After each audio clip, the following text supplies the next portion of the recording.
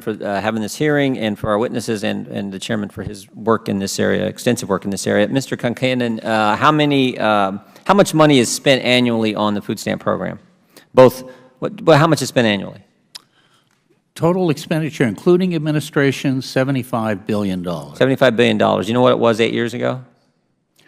No, I do not. The chart I'm looking at says it was less than half of that. Well, that was before the deep recession the country went through, so I'm not surprised by that. A lot of people would say we were in a recession in 7 and 8. I'm looking at that. So 2008, well, even if you go 2009, it's 50% greater, more than 50% greater. It was $53 billion just a few years ago. How many people are being served, are getting this benefit today? 44.3 million people receive the benefit each month. And do you know how many of that 44.3 million are able-bodied adults? Yes, we can give you that. I know that just under half are children, another 10% are people with disabilities, another close to 10% are seniors, some adults, but we can give you the actual percentage, a very small percentage of it. Half are kids, 10% are individuals with disabilities, 10% are seniors. So is that 30% are no, it isn't 30%. It's about 10% are adults without dependents, able-bodied adults without dependents. So over 4 million? Correct, in that range. Okay. And Ms. Mayhew, my understanding is you've taken that population you just talked about, at least the ones who live in the state of Maine, and you've put back in place a work requirement for able-bodied adults. Able-bodied adults, I assume, with no dependents. Is that accurate? Yes. Okay. And what's been your experience with that program? So these are individuals between the ages of 18 and 49, not disabled, no dependents. And we reinstated the work requirements from the 1996 reforms. We did exactly the same requirements that were working fine back then. Correct. 20 hours a week. Got to some work requirements, some you got to show 20 hours a month or 20 hours 20 hours a week, excuse me, that's right. But there are other options. It's 20 hours a week or working or being in a vocational training program or volunteering 1 hour a day. So some options. All right, and what happened when you did that? When we did that, we also reached out to all of these individuals through our Department of Labor Career Centers to offer them slots in programs to help them with work skills development, resume writing, opportunities to identify employment.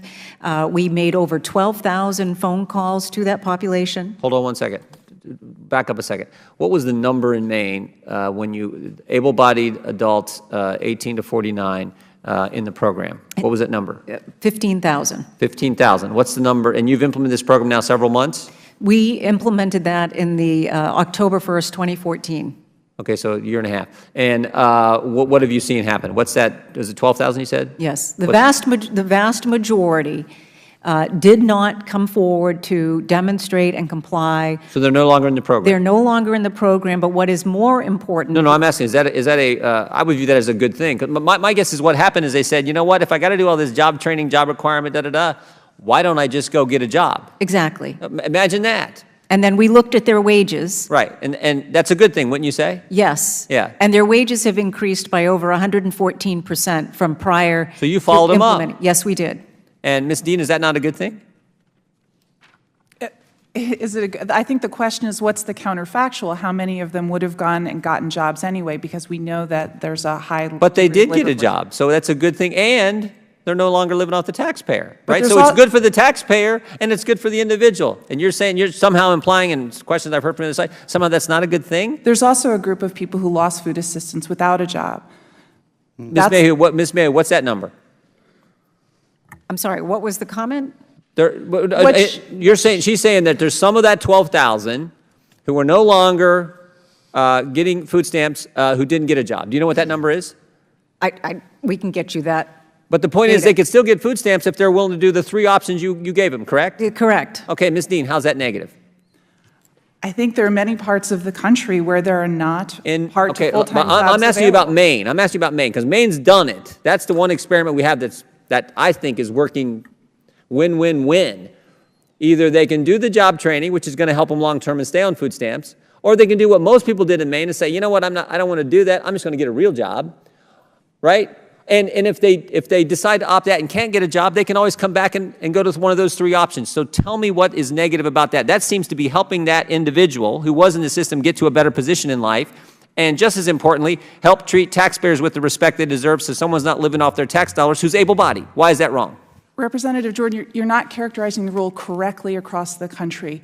States I'm are talking not about the state of Maine. I cannot speak to whether Maine genuinely offered every single individual, whether a slot was available for them to participate in, and whether those individuals were appropriately screened. The Commissioner Mayhew can best do that. But the problem is that across the country, that's not happening. It's operating as a time limit. So individuals living in high unemployment areas or individuals who face barriers to work. For example, in Florida, there were disabled veterans who didn't have a 100% disability rating who were terminated from the program. They were not exempted.